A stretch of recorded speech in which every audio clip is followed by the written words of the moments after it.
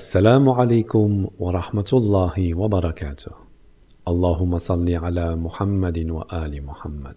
Continuons la lecture de la grande visite générale qu'on peut trouver dans le livre Mafatih al-Jinan, les clés du paradis. Après avoir récité 30 fois, puis 30 fois, puis 40 fois le takbir, Allahu Akbar, il faut dire Assalamu alaikum ya ahla baytin nubuwah. Nous allons donc, dans cette vidéo, nous pencher sur la signification du Salamu alaykum. As-salam, dans la langue arabe, veut dire le salut. Le salut dans tous les sens du terme. Ça ne se limite pas uniquement au fait de dire bonjour. Cela va plutôt s'étendre jusqu'à la félicité, en passant par la paix, la sauvegarde, la bonne santé, la propreté, etc. En gros, le terme salam fait toujours référence à la bienséance. Lorsque j'adresse mon salam à quelqu'un, cela veut dire que je lui transmets ma paix, ma sûreté, et que je ne lui donne rien de ma part si ce n'est ma paix et ma sûreté. C'est une manière de dire « Sois tranquille vis-à-vis de moi car je viens en paix, je te transmets ma sûreté ». Un célèbre hadith à ce propos dit « Le musulman, al-muslimu, est celui dont les gens sont en sécurité de par sa langue et sa main. » Le musulman est celui dont les gens se sentent en sécurité, comment? De par sa langue et sa main, de par sa parole et ses actions. Une narration de l'imam Ja'far as-Sadiq salawatullahi alayh va nous expliquer ce qu'est le salam et comment doit-il être utilisé. Je vais d'abord lire la narration et ensuite nous allons décortiquer ce qui y est écrit. Bihar al-Anwar, volume 82, page 445, hadith 12. Le salam est un nom parmi les noms d'Allah, qu'il a disposé dans sa création, pour que sa signification soit utilisée dans les échanges, les relations de confiance et d'équité, et l'approbation de tout ce qui accompagne ces critères et l'exactitude de leur pratique. Alors, si tu veux placer le salam dans son contexte et maîtriser son sens, crains Allah. Et pour que ta religion, ton cœur, et ta raison soit sauf, un terme dérivé du mot salam, ne les contamine pas avec des péchés d'injustice. Et pour que ta protection soit sauve, ne la tourmente pas, ne l'ennuie pas, ne la brutalise pas avec la malfaisance de tes actes. De même pour tes amis et tes ennemis. Si celui qui t'est le plus proche n'accepte pas ton salut, alors salue celui qui t'est le plus éloigné. Et celui qui n'expose pas le salam de cette manière, point de protection et point de salut pour lui, et il aura menti dans son salut. Je conçois qu'il est assez difficile de comprendre cette narration, d'autant plus que la traduction n'est pas parfaite. Reprenons point par point et essayons de comprendre ce que cela veut dire. As-salam est un nom parmi les noms d'Allah. Comment se manifeste ce nom? Il se manifeste à travers la miséricorde, l'amour, la haute moralité. Il les a disposés dans sa création, c'est-à-dire que les manifestations que je viens de citer ont été disposées par Allah dans ses créatures. Tout ce que nous connaissons comme attribut, comme énergie, tout ce que nous possédons comme capacité, que ce soit dans l'être humain ou dans n'importe quelle autre créature, ne sont que des fragments, des images de la source d'où ils proviennent. Et d'où proviennent tous ces attributs et toutes ces capacités? Ils proviennent des noms d'Allah. Les noms de Dieu sont ce qui crée en nous la vie.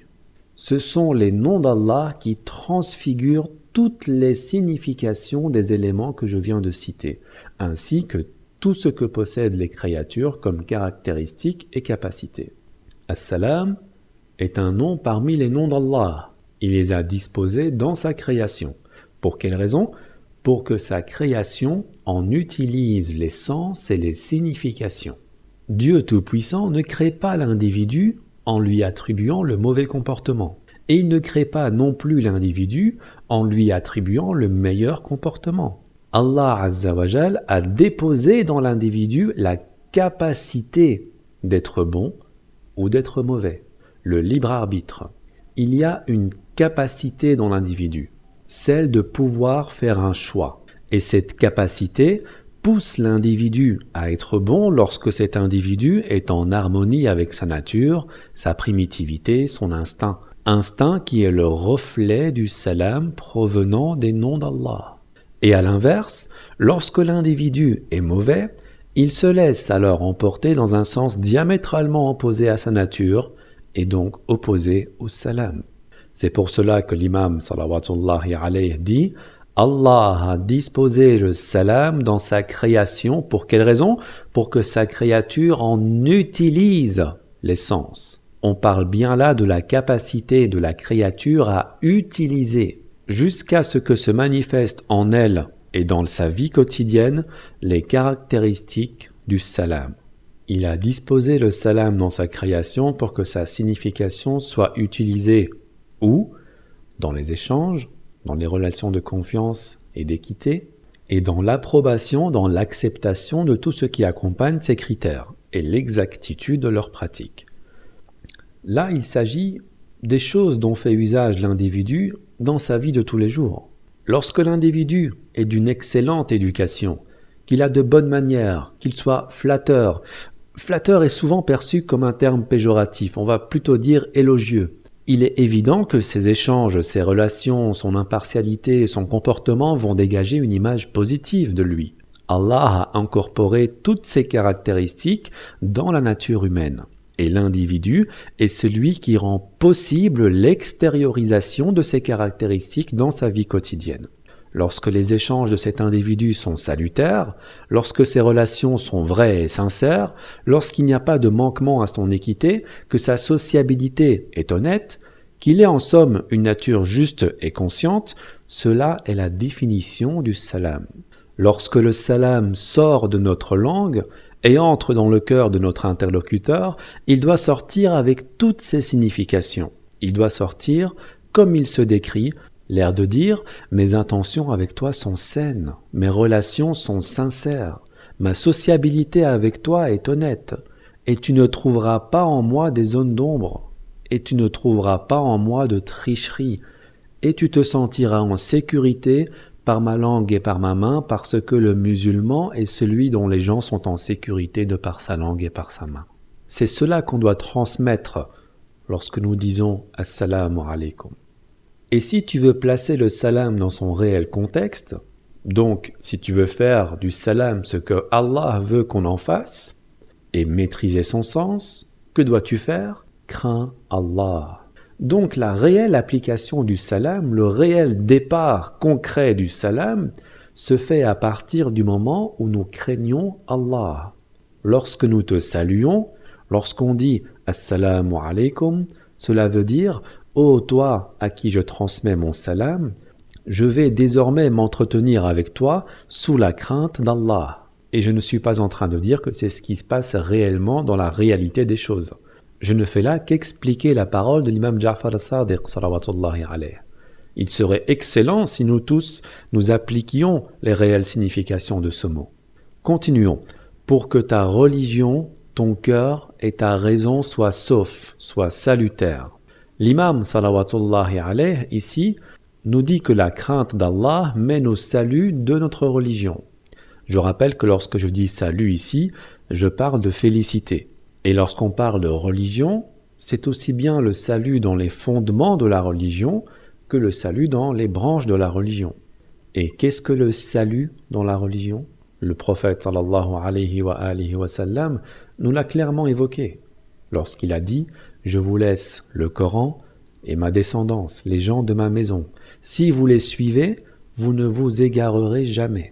Que celui qui veuille partir à la recherche du salut religieux s'engage dans cette voie, car il ne la trouvera nulle part ailleurs que dans la voie tracée par Allah et le messager sallallahu alayhi wa sallam. Quant au cœur et à la raison, ils font partie de l'essence humaine, notre essence à chacun d'entre nous. Notre véracité, notre essence ne se manifeste pas à travers les vêtements qu'on porte, ni même à travers notre enveloppe corporelle, notre physique, ni même à travers ce que l'on mange ou ce que l'on boit. Elle se manifeste à travers notre cœur et notre raison. Et ne les contamine pas, ne les profane pas avec des péchés d'injustice. Ne contamine pas ta religion, ton cœur et ta raison avec n'importe quelle injustice. Et parmi ces injustices, la déviation du Coran et de la descendance. Car si tu dévies de ces deux points, tu as profané ta religion, et il ne t'en restera plus rien. Continuons pour que ta protection soit sauve. Ici, L'imam salawatullahi alayhi parle des anges qui veillent sur nous. Comment être en paix avec eux? Ne les tourmentons pas, ne les ennuyons pas, ne les brutalisons pas. Et avec quoi pourrait-on les brutaliser? Avec nos péchés, avec n'importe quel acte qui pourrait les décevoir de notre personne. J'ouvre ici une parenthèse. Il existe des narrations de nos infaillibles qui nous expliquent comment les anges connaissent les intentions de l'individu qu'ils entourent. Al-Kahfi, volume numéro 2, chapitre 190, troisième hadith du chapitre. J'ai un jour demandé à l'imam salawatullahi alayhi si les deux anges savaient lorsque le fidèle avait l'intention de commettre une mauvaise ou une bonne action. L'imam salawatullahi alayhi dit « L'odeur des toilettes est-elle la même que celle d'un bon parfum ?» Je dis « Non, elles ne sont pas les mêmes. » L'imam salawatullahi alayhi dit « Lorsqu'un serviteur d'Allah a l'intention de commettre une bonne action, il expire un doux parfum. Et l'ange de la droite dit à l'ange de la gauche « Debout, il a l'intention de commettre une bonne action. » Et lorsqu'il a l'intention de commettre une mauvaise action, il expire une odeur nauséabonde. L'ange de gauche dit à l'ange de droite « Arrête, il a l'intention de commettre une mauvaise action. » Que font les anges? Les bonnes œuvres dissipent les mauvaises. C'est cela la miséricorde d'Allah. Et je ferme ici ma parenthèse. Ne les tourmente pas, ne les ennuie pas, ne les brutalise pas. De même pour tes amis et tes ennemis. C'est-à-dire que même ton ennemi, ne l'ennuie pas, ne le tourmente pas, ne le brutalise pas. Si lui t'ennuie, rejette et éloigne-toi de sa provocation, mais ne le provoque pas en retour. Et ceci est la ligne de conduite des Ahlul Bayt salawatullahi alayhim. Même le jour de Ashura, le jour où le trône d'Allah a tremblé, ce jour-là, Al-Hussein salawatullahi alayhi n'a pas poussé les gens à se battre en premier, n'a pas poussé les gens à l'offensive. Il a dit qu'il m'est détestable de pousser les gens à combattre. Ahlul Bayt salawatullahi alayhim sont les symboles de la paix, les symboles de l'amour, sont les références de l'affection. C'est leur salut. Comment saluons-nous les Ahlul Bayt salawatullahi alayhim? Nous les saluons avec l'affection que nous avons envers eux. Les tueries, les massacres, le terrorisme sont les caractéristiques des ennemis des Ahlul Bayt salawatullahi alayhim, les caractéristiques de ceux qui ont attaqué la maison de Fatima salawatullahi alayha jusqu'à ce jour. Le salut est la référence des Ahlul Bayt. Cela fait partie de la croyance des Ahlul Bayt. Si celui qui t'est le plus proche n'accepte pas ton salut, alors salue celui qui t'est le plus éloigné. C'est-à-dire, essaye de porter ton salut à celui qui t'est le plus proche. Et si le plus proche n'en veut pas, ne t'arrête pas là. Au moins, essaye de porter ton salut à celui qui est éloigné. Et celui qui n'estime pas le salut selon ses critères, alors point de protection et point de salut pour lui. Et il aura menti dans son salut. Et celui qui ne transmet pas son salut selon toutes les conditions qui viennent d'être expliquées, alors il n'aura ni protection, ni salut, et il aura menti dans sa manière de faire. Voici un bref aperçu de ce que signifie le salam. Qu'a-t-on compris de cette narration? Cette narration nous montre comment doit être le salut entre nous et nous a montré toutes les significations que doit comporter ce salut lorsqu'on évoque cette parole « Assalamu alaykum » entre nous. Et Dieu seul sait combien nous transmettons réellement de facettes attribuées à ce salut actuellement. Et nous espérons et nous sollicitons notre imam salawatullahi alayhi pour que notre salut soit comme celui qui est décrit ici. Et si je me suis arrêté sur cette narration, c'est pour qu'on se pose la question qui suit. Si le salut entre deux croyants, deux serviteurs des Ahlul Bayt doit comporter tout ce qui vient d'être décrit, comment doit être la profondeur du salut adressé à un membre de la descendance infaillible lorsqu'on dit « Assalamu alaykum » lors d'une visite de l'un des leurs? Si déjà le salut adressé à mon frère en religion doit comprendre la crainte d'Allah, la préservation de ma religion, de mon cœur, de ma raison, de mon ami, de mon ennemi, alors comment doit être le salut adressé aux Ahlul Bayt alayhum salam? Ce qui mène à une autre question rhétorique: quelle est la sincérité de nos relations et de notre comportement envers les Ahlul Bayt salawatullahi alayhim? Sont-ils comme ils veulent qu'ils soient? Sont-elles tirées de leurs paroles, de leurs recommandations, Ou sont-elles plutôt tirées de ce que dit un tel et un tel dans les livres des opposants? D'où devons-nous tirer notre connaissance des Ahl al-Bayt salawatullahi alayhim? Lorsque nous les saluons, ce salut doit obligatoirement et au minimum contenir les conditions dont on a parlé, car ces conditions sont des conditions basiques. Ce ne sont pas des conditions qui requièrent un niveau de foi exceptionnel, étant donné que cette narration est simplement l'explication du salam entre des frères et des sœurs lambda. Elle ne fait que montrer comment un musulman doit se comporter et les manières qu'il doit utiliser avec son prochain lorsqu'il lui adresse ses salutations. Mais il est évident que notre salut, dans la réalité des choses, est contaminé. Il n'est pas dans la vie quotidienne et pratique comme il est décrit par cette narration. Pour qu'il se rapproche de cette définition, il nous est primordial d'apprendre à connaître nos imams, salawatullahi alayhim. Il est nécessaire et indispensable d'apprendre à connaître les Ahl al-Bayt alayhim salam pour que notre salam contienne au moins une partie de sincérité.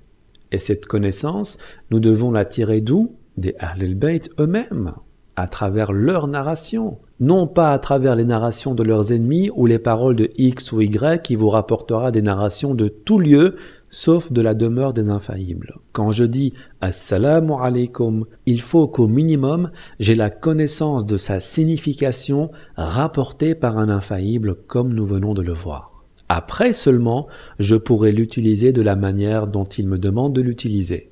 Et c'est bel et bien le but de ces vidéos. La connaissance des imams et en particulier l'imam du temps, Al-Mahdi, salawatullahi wa salamuhu alayhi. Essayez donc, chers frères, chères sœurs, entraînez-vous à transmettre vos salutations en y incorporant toutes les conditions qui sont décrites par nos imams, salawatullahi alayhim. Dans la prochaine vidéo, j'analyserai le terme Ahl Baytin Nubuwa. Je vous dis de tout cœur, Assalamu alaykum. Assalamu alaykum, assalamu alaykum. Allahumma salli ala Muhammadin wa ali Muhammad.